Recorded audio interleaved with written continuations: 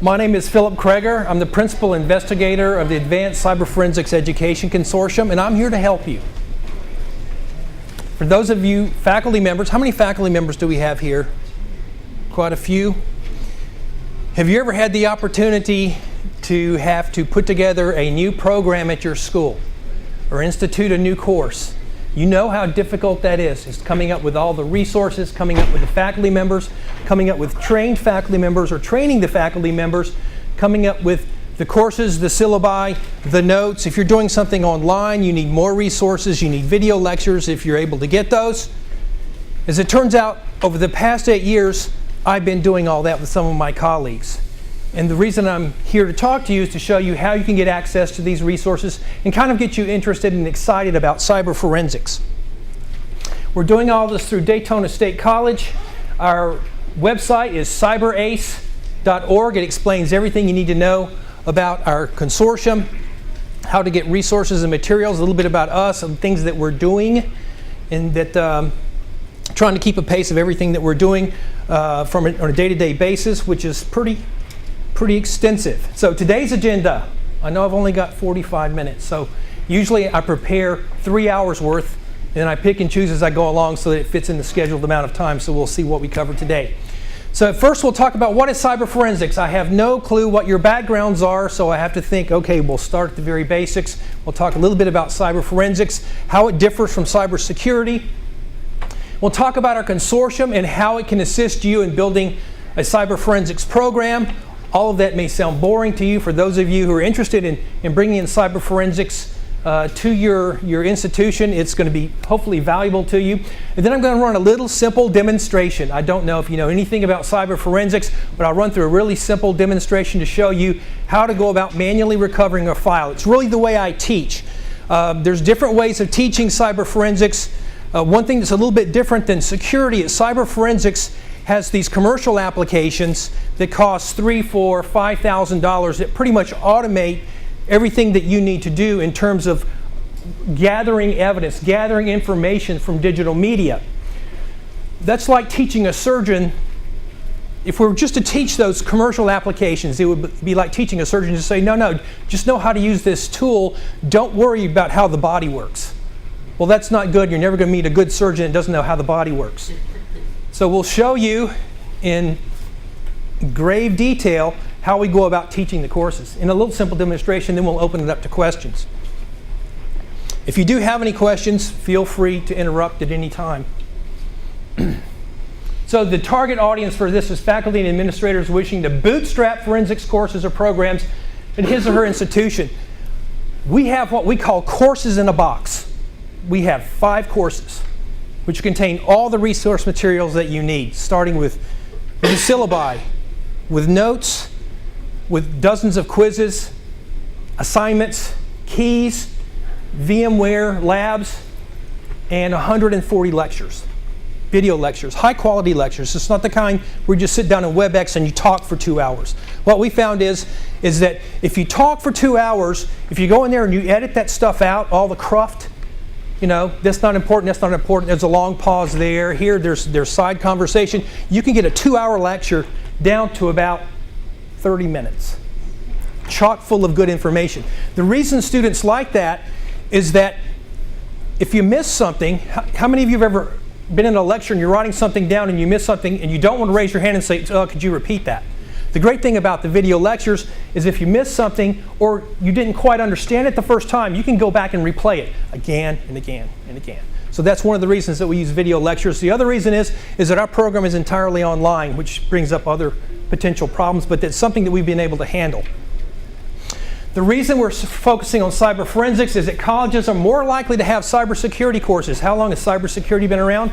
A long time. It was only until 2009 that the American Academy of Forensic Sciences designated cyber forensics as a discipline, and I was one of the first 30 to join that discipline area in 2009. So really it's a very, very new science. So it's a given. Cybersecurity is crucial. The reliance and growth on the diversity of technology opens up avenues of attacks. Cybersecurity is to protect. We want that protection to be 100%.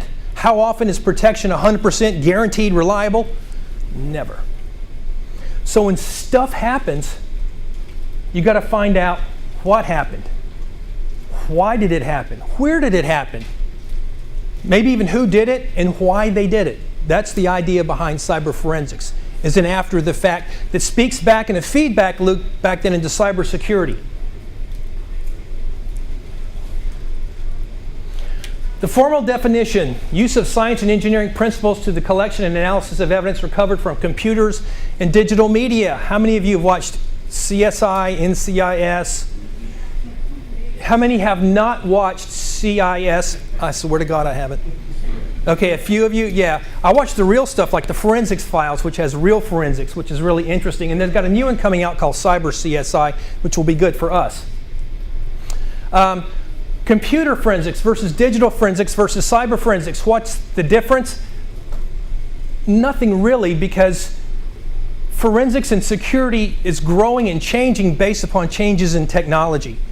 And so back in the 1980s, when the FBI started their computer forensics lab, you had a very minimal amount of computer diversity. You had a workstation sitting on top of your desk. Now what do you have that you didn't have back in the 80s? You have, what does everybody have in their pocket right now, or their purse? Their cell phones. How many different types of cell phones are in here? Oh my God, and they're all different. The UIs, the operating systems are different. Sometimes the file systems are different. You've got tablets, you've got laptops, you've got GPSs, you have all that type of media. At certain points in time, a forensic that may be important in a case, which may mean that a forensics examiner may need to understand all those different types of technology. And that's really almost an impossible thing to do, is to understand everything. But what we do in our courses is give them the basics, we give them the theory, we give them the hands-on, so that they can then go out and research on their own and learn about the new technologies. So a little bit about us.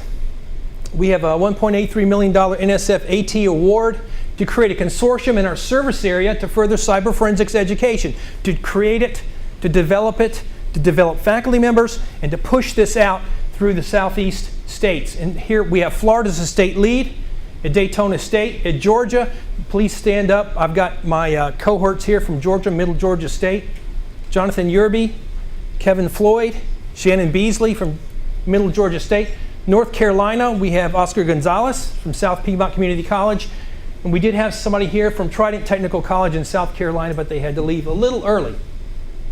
So what are our four major goals? Is to motivate K through 12 students in STEM. Why is that important? That's been discussed a lot at this conference.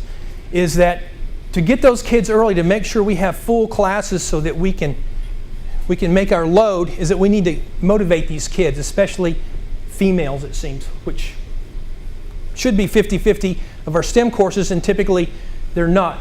And we'll show you how we do this in just a moment. Develop and disseminate the cyber forensics courses. As I said, those are done. We have 140 lectures over 5 different courses. To train the faculty members, I'm pretty much self-taught. I did take a few certification courses, but training faculty members is tough. Typically, what does that require? If you're going to go to something like SANS or some other type of training, how much does that cost? 2, 3, a lot of money. A lot of money. Plus, they have to be able to take the time off to attend that training. But we provide that for free. And also, reskilling the workforce. There's the downsizing of the military, there's closing of businesses, there's changing technology. You have to be able to reskill the workforce. How do you do that? Well, we created a certificate where the displaced workers can come in and take a series of courses and get up to speed in cybersecurity and cyber forensics over a 2-year period of time. So how do we grab the attention of K through 12 students? We do it through a number of factors, including cyber camps. We run a week-long cyber camp for 40 students during the summer, and they love this. Casey O'Brien earlier was talking about cyber competitions, and that's becoming a really big deal. Is that you get these kids in middle school and high school, you get them interested in competitions, and then when they get to the community college and the 4-year institution level, they want to continue what they're doing. They get excited about it. One of the things that we found out from the 3CS conference and in this conference is that people are scared of running cyber camps because they've never done it before. How do you put together a cyber camp? Where do you start? And I failed to mention my two most important people here who do all my work. I was holding them till last. Emily Kopa and Patrick Vilkanovsky. Emily is our coordinator, please. The coordinator. And Patrick is our technical specialist. And if we have time, I'd like for Emily to talk for a couple of minutes about how she puts together a cyber camp, because to me it wasn't easy watching her do it, but for some reason she made it work. But there's a way, there's a blueprint, there's a template of how to do it, and she knows how to do it. So that's one of the things we're looking to do, is to put together a document that explains all the different steps of how to put together a successful cyber camp. Training faculty members. We found that security faculty typically don't always have the expertise in cyber forensics because it's still a fairly new science, even though in theory it's been around for a while. We have 4 train-the-trainer courses. They're online, they're self-paced. They pretty much look like the courses that we give to the students with all the same materials. The one thing that we do at the end is that we ask the faculty members to give back to what we're doing. So they have to create a quiz. They have to create lab assignments with keys that they provide back to us, and then we open that up to everybody. So there's a huge repository of quizzes and lab assignments where you can go through, select what you want to include in your courses, and use that freely. And this is essentially what it looks like.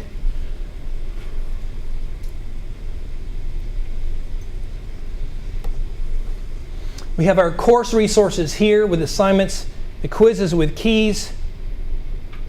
And these are the courses. I'm kind of jump into it quickly. We have 4 train-the-trainer courses, but we actually have 5 online courses.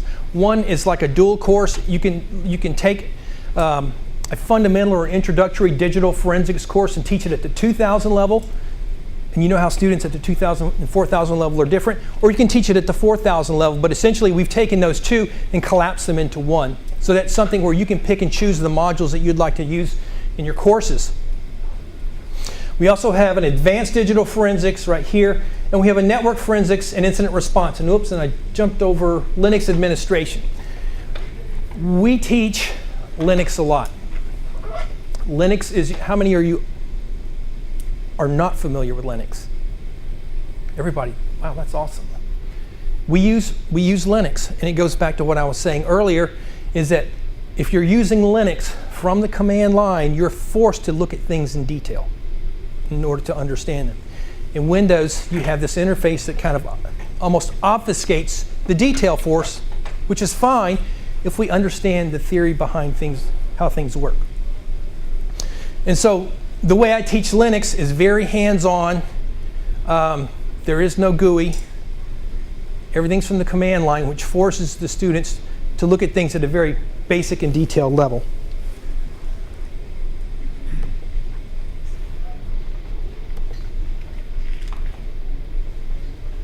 Okay, again, the 5 courses you see up there. The material's 140 video lectures. Some of those are 15 minutes, and some of those are an hour. One of the reasons we're trying to chop these up into smaller units as we look at this as just-in-time learning is that when you need a module, it should be short, quick, sweet, and give you just the information that you need. So just-in-time learning is important. It's been around for a long time. Initially, we were making videos that were an hour long, and how quickly do you lose students in a lecture? Usually after about 20 minutes, 15 or 20 minutes. So it's a skill to actually create these lectures. So another thing that you can look at is how we do the lectures, how we add. They're heavily edited. We add lots of information to them with call-outs and things like that that you think about after you speak to point you to other resources. And we found out that it works quite well. I just want to point out, free access, use any and all resources, use them to your liking. What we do require you to do is to sign up for it, so we give you an account so we can track how you're going through and progressing. Is there anybody here from Florida, North Carolina, South Carolina, or Georgia? Okay. Our service, that's our service area. We're allowed to provide stipends for completing the courses for faculty members in those states. we are not allowed to spend money on people outside of those states. That's what we were told. Well, we still get the free training. You still get the free training. Yes, that's the whole idea. You still get the free training. Yeah, at first we were told, we assumed we weren't allowed to do it, and then we talked to our program manager. He said, look, we've got a lot of people from other states. Can't we just give them the training? He said, yeah, sure, go ahead. So now anybody, everybody can use the resources. We do ask that you kind of give us some feedback about how you're using it in your courses. That's it. Yes, sir. Right there. You saw the website? Yes. Yes, sir. Right. Does it have to be in the area to use it? That would be awesome if you would say, hey, I've changed the content here. Yes, sir. Sure, that would be great. So then you could add back to the body of knowledge. Yeah. Yes, ma'am. What are the stipends for? For completing the courses. Oh. Okay, got it. Now there's some incentive. So if you complete a course, which means you have to take some quizzes, and then you have to create a quiz with an assignment key and a lab with an assignment key, you get a stipend. And it's just an incentive, because we found that if we're just trying something different, as quasi-business people, to get people interested in doing this. And finally, workforce retraining. We've got, I don't know about you all, but at Daytona State College, we have a lot of people that are coming back who are non-traditional learners. They're in their 40s, 50s, and 60s coming back and trying to reskill. And these people are working in a different area, and they would like to learn something about cybersecurity and cyber forensics.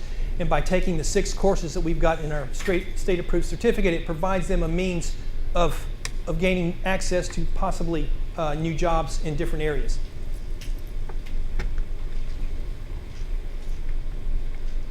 Okay, if you would like more information and get an LMS account, please contact either Patrick or me, or Emily. And if you got one of the handouts, there's information in the handouts about that. So please feel free to contact us, and we'll get you set up.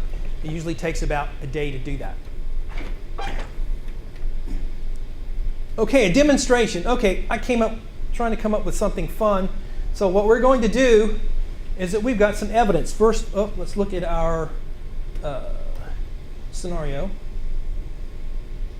So here's the scenario. Suspect has been accused of illegal use of shark photos. Work with me here. I had to come up with something interesting. Suspect says, I have never, ever seen a photo of a shark. So we have a warrant to collect all digital media from the suspect. So the procedures are, by the way, unfortunately, because of the way I'm doing this, I'm going to have to violate some of the very foundational forensics procedures that I teach in the courses. But bear with me here and try to understand that I've only got so long to do this. So we're going to collect the evidence. This is it. This is our USB thumb drive. Create a forensic copy of the media, verify it, and recover the evidence related to the case.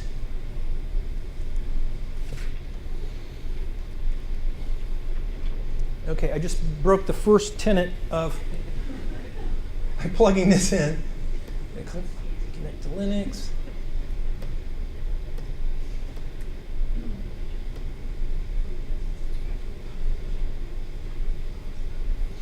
Exactly. Who mentioned write blocker? When you plug in media, there has to be some negotiation between the operating system and file system. By the way, file systems are just like books. They're like books.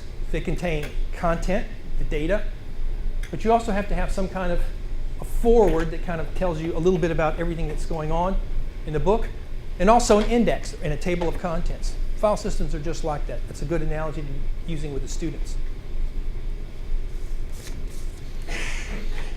Okay, as we see here, I've inserted this. Oh, and the whole idea, but what I was just saying, was when you insert media, usually in a Mac or a Windows box, it opens that media read and write. Why? That means that the operating system can read and write to the file, the applications. It's because usually that's what we want to do, right? So the operating system makes it easy to do that. forensically, we want to make sure that when we get that evidence, that we don't change that. That we don't change that evidence. If we do change that evidence, and there's ways, and I'll show you what happens when the evidence changes, what kind of issues does that bring up? What kind of, in a court of law, what would you say? Yeah, you planted You that shark Your evidence. Honor, this was the evidence before, and now they're showing us this. This evidence changed. Your Honor, they're trying to frame my client. Okay, if they don't do that, what's the other thing they can say? That might be even worse. Well, it's inadmissible. Your Honor, this person's incompetent. Oh, if you answer a question, you get a USB.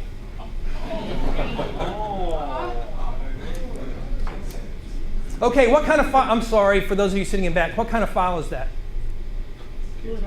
Can you see the icon? Yeah, you can't see it. Looks like a Word document. Okay, but we'll see about that. Okay, logical versus physical. You saw the browser. You saw there's a single file in this 256 megabyte USB thumb drive. That's a logical view. It shows us the files in allocated space. That is, the files that are not deleted nor slack space.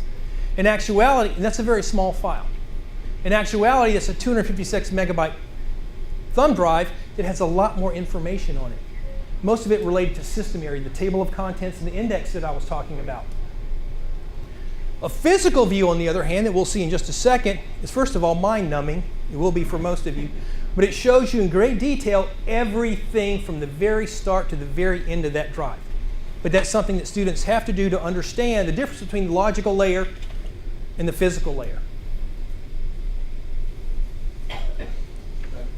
Yes, sir. Can you increase the font size on that? Yes, let me do that.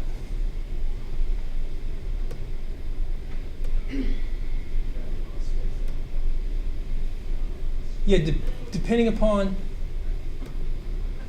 Is that better? A little more? Okay.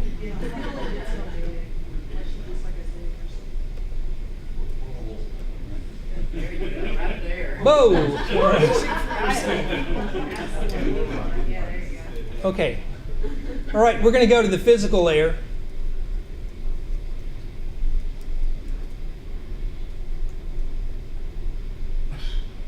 Oh!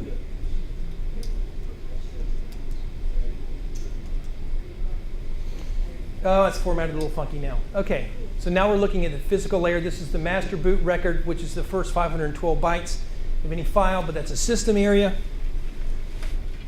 And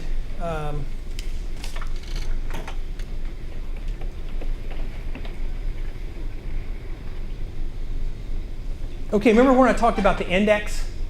So when you look up at the index, it says that this content goes from these pages to those pages. File systems have the same exact thing. They're represented differently in different file systems, but this is the kind of thing you see. If you can see up here, there's a 4, a 5, a 6, a 7, an 8, a 9, an A, a B. This is in hexadecimal, so it goes from 9 to A, B, C, D, E, F, and then repeats. All that's saying is that these files, this file is using these little buckets because files are stored in units called clusters, and they're like buckets. And so if you have 20 gallons and you have 1 gallon bucket, let's say 19 and a half gallons, and you have 20 buckets, you're going to need how many buckets for that 19.5 gallons? You're going to need 20. That's essentially what it's saying there, and saying that these buckets are associated with this file. And then you need a table of contents. What was the name of that file we saw earlier? It was called homework.doc. This is our table of contents. And so this tells us, not easy to tell because this is really interpreted by the operating system, is this has the name, it has the starting location, it has the file size, it has the modified and accessed and created times, and it has a few other pieces of information. And finally, we have the data area. That's the data area. That's all on here. Remember, we could see this file in logical space, right? Let's delete it. Who wants to delete it for me? Cheryl, come up here and delete this file.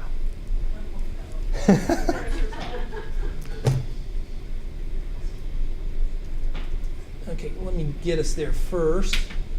Okay. No, I'm going to set this up, and what you're going to do is you're going to hit enter. Okay. Okay, what this says is delete this file. You hit enter. Go. Okay, it's gone. Thank you.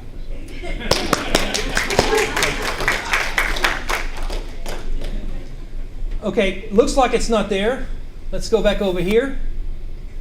It's no longer in a browser. So the file's gone forever, right? No, it's not gone forever. Otherwise, this wouldn't be any fun. Okay, let's go back to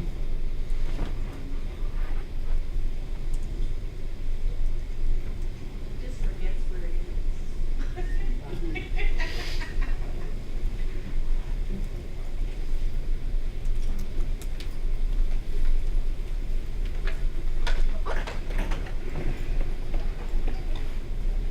oh, don't tell me it's going to crap out on me now.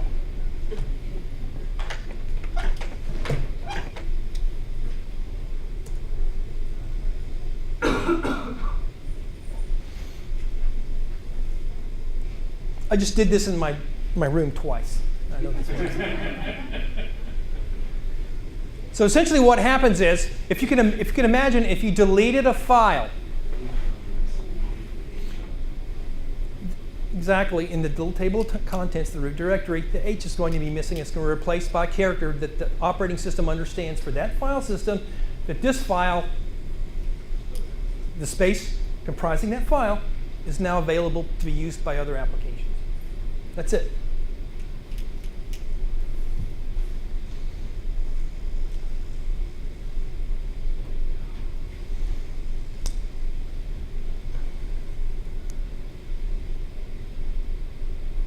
Okay, so now we're going to unmount the file, the drive. I did talk about mounting, right? Mounting. Sorry. I just figured that I screwed up and skipped a step too. Mounting means, I did cover that, is so the operating system and the file system can talk to each other, and you mount something and you mount it read and write, right? So you can read and write. You can still mount, but you want to be able to mount read only, which means you can read what's on there, but you can't change any of the content on there. So mount, so we want to unmount this.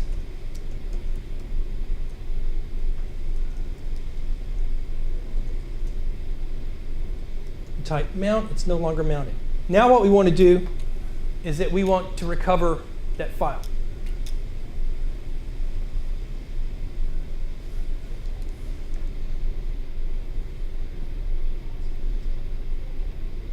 So what are we going to do first? We're going to create a forensic copy. Why do we create a forensic copy of this? And what is a forensic copy? A forensic copy is a perfect copy of the entire media, from the very first bit to the very last bit. Why do we want that? If we just tried to copy let's say we wanted to copy the files off, what would we miss? You miss your evidence. Say again? It's bit level, it's pristine, which means that both allocated files, that is the files that are not deleted, and the unallocated files, the deleted files and other stuff, we can recover. Because we don't know what we need to recover, right? The suspect's not going to say, oh, well, let me tell you what's on my hard drive that I've deleted. They're not going to do that. Don't courts also see it as a, what's the word I'm looking for? Evidence-grade copy. It's the integrity of the evidence. It's like when they go, when the forensics examiners go and they collect physical evidence at a crime scene, like blood and fingerprints, they don't go up and go, and do that, right? what's the first thing they do? They put a rope around everything. They have to put on special clothes. They have to put booties on. They have to put gloves on so that they don't contaminate the evidence. This is exactly right. It's the same thing here.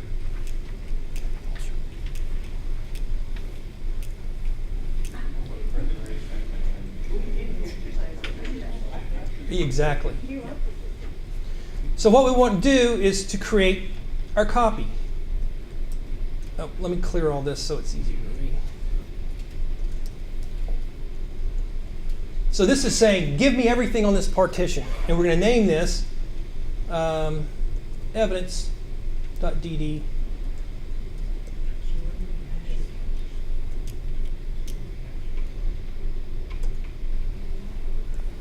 And so this is starting at the very start of the thumb drive and going all the way to the end. And the reason we use thumb drives and the reason that we're giving these out is because typically in a class, if you've got a 2-hour lab, if you gave them, let's say, an 80 gigabyte hard drive, that's 2 classes worth, right, Robert? Yeah. It's going to take forever to do that. So if you give them these little thumb drives, the smallest ones you can, then they can do it almost instantly. So then you can go ahead and work through everything. And this should just take a couple more seconds.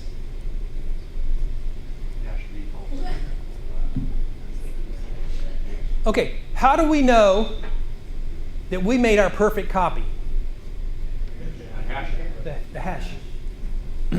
So what is a hash? For those of you who don't know, a hash takes a mathematical algorithm and applies that to a bit stream, data, and comes out with a unique number that's unique to the contents of that stream. So it's kind of like the DNA of the data. If you go in and you change 1 bit of that data, the hash is going to change. So if you have, let's say, the Library of Congress, and you get that DNA, the hash of the Library of Congress, and you go and you add a period at the end of the last book, the Library of Congress, and you hash it again, it's going to be totally different. What does that tell us? Something has changed. Does it tell us what changed? Nope. It just tells us that something has changed. Yes, ma'am? Did you get that hash code earlier? Not yet. No. Well, then the numbers that you have up there that kind of looks like a hash code? Yeah. That's a little magic that says read and write a little faster. That's all that is.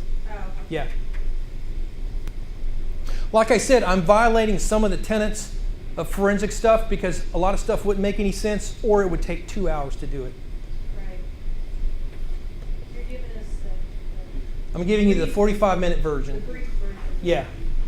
Okay, so what we're going to do is we're going to run something called an MD5 hash. It's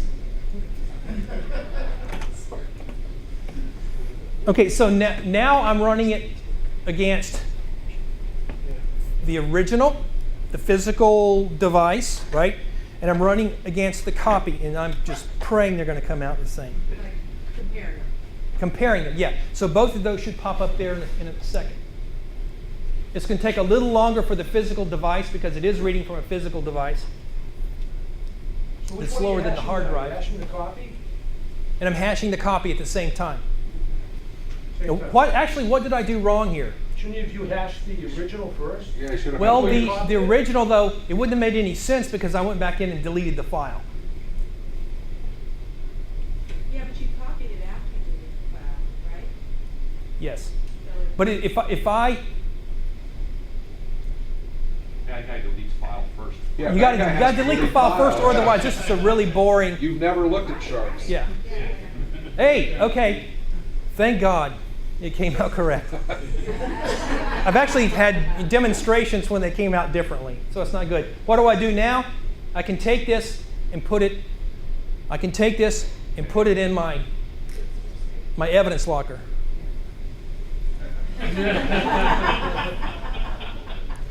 Where's the chain of custody on that? Exactly. There's the chain of custody. You're it.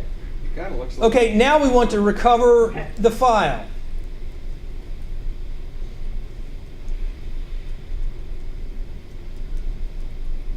And I'm going to show you how I did this shortly. I'm actually skipping a few steps in here. 2, 7, 8.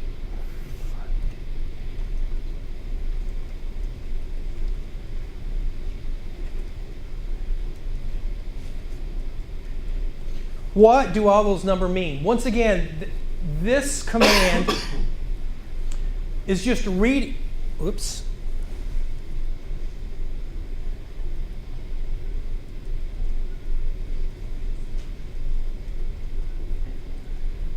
Saw your system showing. I was waiting for somebody to correct me. He's doing a little way, yeah.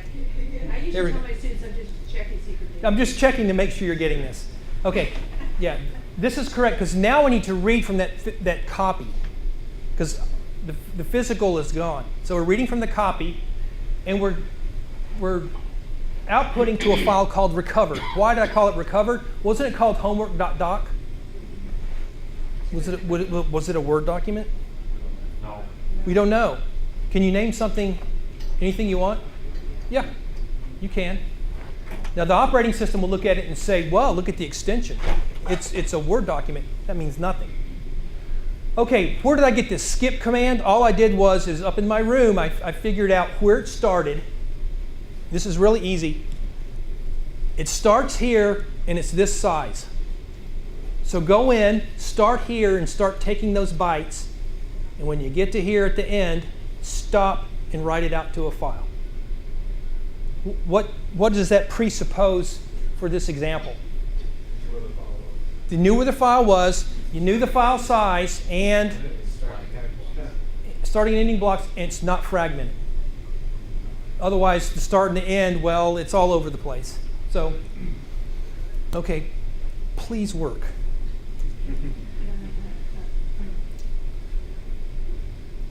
Okay, so now what do we need to do? We can run MD5 sum on recovered, and that's the hash. If then, let's say the police were looking for that file. The police were looking for whatever that file is, and I'll show you what that file is in a second. If the police were looking at that file, this is common in child pornography. Let's say somebody's got a terabyte worth of files. How would you find a particular file if there were terabytes worth of files? If they're looking for child pornography, they could go through there in their browser and start scrolling. Compare the hash. A, I wouldn't want to do it. B, that's going to take a long time. The other thing is you could hash these and search for the hash. If I knew that recovered, or whatever it's named, is pornography, and those hashes match, guess what?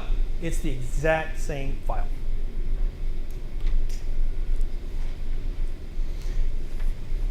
Okay, so as it turns out, remember I said the extension means nothing. An extension is a human convention. It's really the first few bytes of the file that indicates what type of file it is, and so an application can say, oh, you're trying to open this file. I understand what kind of file this is. Let me open that file. Have you ever tried to open a file and the application says doesn't understand this type of file or file corrupted? That's because there's something wrong with the file. It doesn't understand it regardless of what the extension is. So there's an application called, let me clear this, called file that reads those first few bytes and compares those first few bytes to a database of known file signatures or headers and will tell you what type of file it is. So if we run file against recovered, it's actually a JPEG. And this is a really dumb and or simple or both way of hiding files. You just change the file name. Because most cops won't understand this idea. Just to show you what the file is. Yes, sharp. Something I do on weekends. It's the illegal shark picture. It's the illegal shark picture.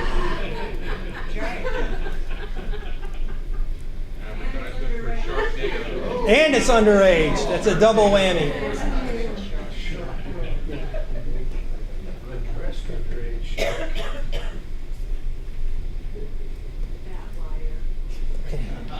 Okay, the last thing I want to talk about, and then answer any of your questions, are certifications. if you know anything about security certifications, there's a bunch of them, and they keep on being added. Some are looked at more highly than others, right? Same thing with forensic certifications. There's not nearly as many forensic certifications, but there are a few. There's also vendor certifications. What's the difference between those? Oh, the ones that I'm showing up here are vendor agnostic. A lot of the vendor certifications have to do with the tools. And so if you want to use this tool, you can get certified on it. Does that necessarily mean that you understand the principles underlying? No, not really. So what should you have if you want to consider yourself an expert witness? Do you need the agnostic training, or do you need the vendor training? It'd be nice to have both, right? So that you understand, you can show that you understand the basics, the fundamentals, the theory behind forensics, but also the fact that you know how to use the tool. A monkey can use a tool. That doesn't mean they can use it correctly.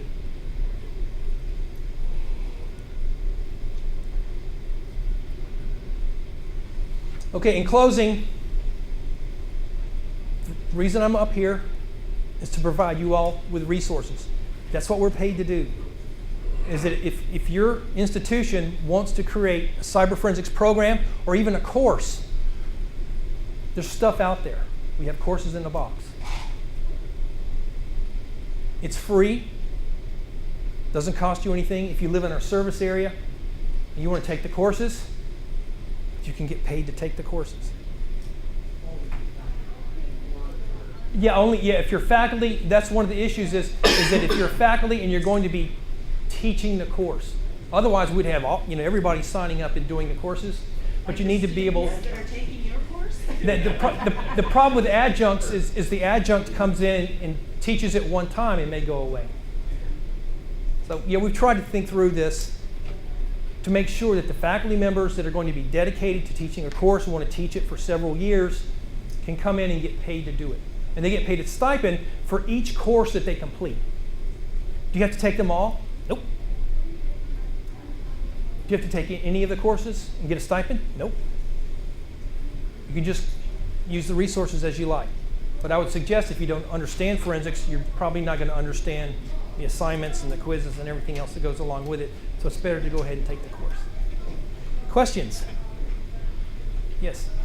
I noticed if I have PC type equipment, we don't really have Linux, do we have to run? Oh boy, that is a good question that I failed to mention.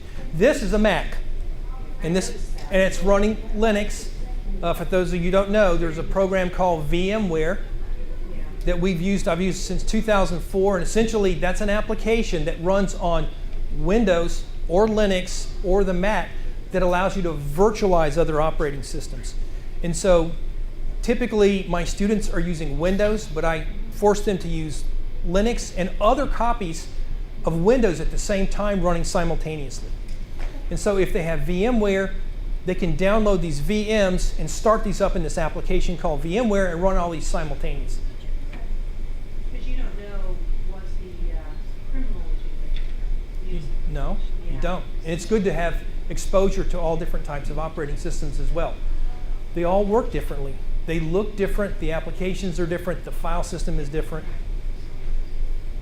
So the best forensics examiners will have training and experience on different types of file systems. Do you think this would be a good additive to your operating systems course?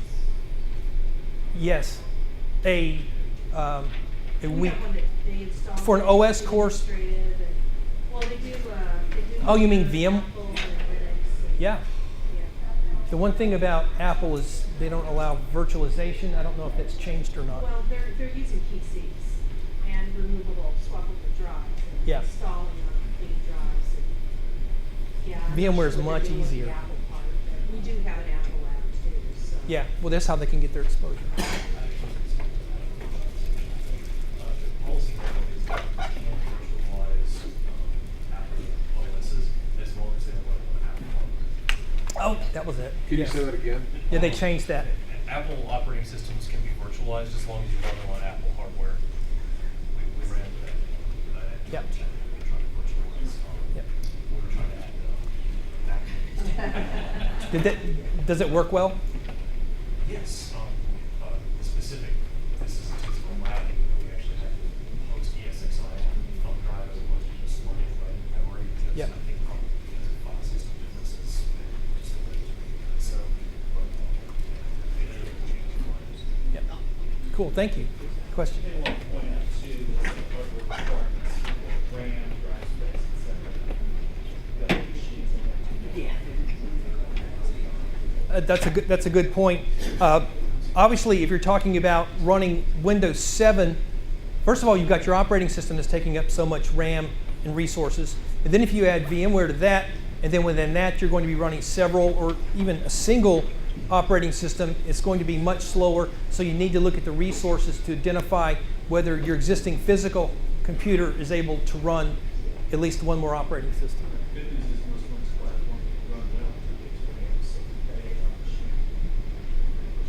Yep, that's true. Could you virtualize it on the server then? Yes. How long would it take to go through your course? Well, it's self-paced. I mean, it's not like the courses that I teach online, so it can take you as long. It depends on how much free time you have to go through. Do you also teach this face to face? Pardon? Do you also teach your classes face to face? No, I don't. Yeah, most of our classes are going to online, and it's taken about 8 years. Well, we have 8 years of experience in teaching online, and we continually change.